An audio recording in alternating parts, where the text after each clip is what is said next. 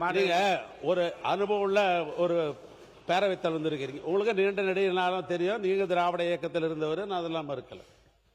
நான் சொல்றேன், புதுசா அமைச்சர் வந்திருக்கிறீங்க. நீங்க பட்ஜெட் இப்பதான் படிக்கிறீங்க.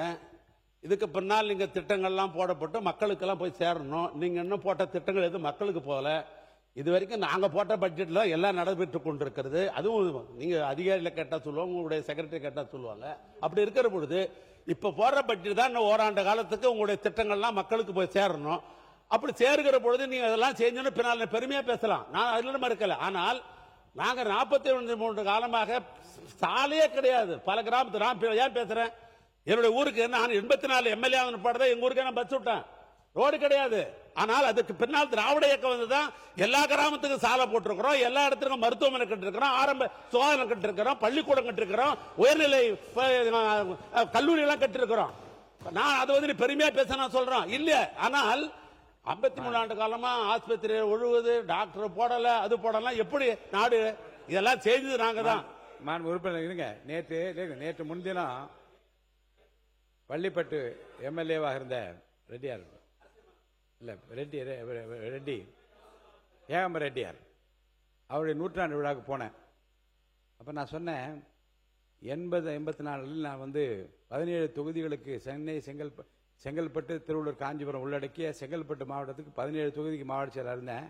அப்பெல்லாம் ரோடே இருக்காதுப்பா, அப்பெல்லாம் லைட்டே இருக்காதுப்பா, கார்களே பல ஊரில் இருக்காதப்பா. அந்த ஊர்லாம் வரும்போது நான் எண்ணி பார்க்க இப்போ எவ்வளவு பெரிய வளர்ச்சி அடைந்திருக்கிறோம் நான் சொன்னேன்.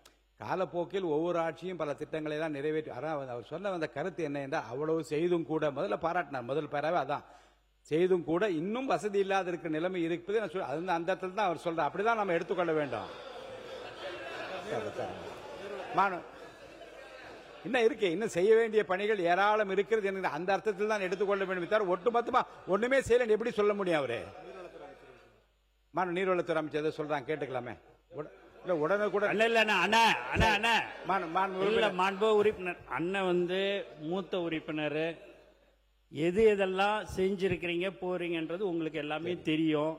உண்மையாகவே டாக்டர் பற்றாக்குறை, நர்ஸ் பற்றாக்குறை எல்லாம் இருக்குது. அதை ஏன் நீங்க அண்ணன் செஞ்சிருக்கலாமேன்றத அவரு முதல்ல எல்லாமே நல்லா தான் செஞ்சுன்னு இருந்தாங்க. ஆனாலும் குறைகள் இருக்குது என்பதை தான் மாண்பு அமைச்சர் அவர்கள் அதை சுட்டி காட்டினாரு. இதே மாதிரி பர்டிகுலரா இந்த அமைச்சர் இது செய்யல, அவரு பேரை சொல்லி அவர் எதுவுமே அவரு சொல்லல.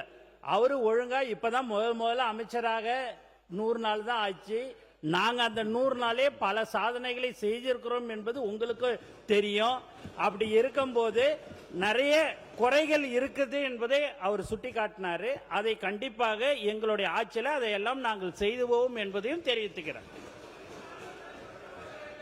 முன்னாள் முதலமைச்சர் சரி, உறுப்பினர் பேசி முடிக்கிட்டோம். இன்னும் முடிக்கல, ஒரு கொடுக்கிறேன். பேரவைத் தலைவர், மக்களுடைய தேவைகள் என்பது அதிகம்தான். எந்த காலகட்டத்திலும் மக்களுடைய தேவைகள் அதிகம்தான்.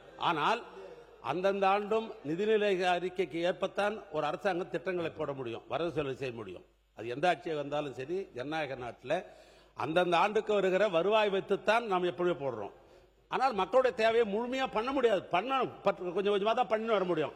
எனவே ஆண்டாண்டு நாங்கள் போட்ட பட்ஜெட் மக்களுக்காக 100% போட்டிருக்கிறோம். மக்களுடைய பாராட்டு பெற்றிருக்கிறோம். அதனால குறை என்பதை அவர் சொல்ற அந்த அஞ்சலி அம்மாள் என்கிற ஒரு புகழ்பெற்ற சமூக சேவைக்கு கூட திராவிட மாடல் ஆட்சியில் தான் நாங்கள் நூலகம் கட்டுவதற்கு இன்றைக்கு திட்டம் தீட்டப்பட்டு பணம் ஒதுக்கப்பட்டு பில்டிங் கட்டுகிறாங்க அவங்களுடைய மாவட்டத்தில். ஏன்னா அவங்களுக்கு புகழ் சேர்க்கின்றதான். இப்படி பலதை நாங்கள் திராவிட இயக்கம் செய்திருக்கிறோம். அதை செய்ததை நீங்கள் மனதார பாராட்டினாலும் பரவாயில்ல, குறை சொல்ல வேணும்.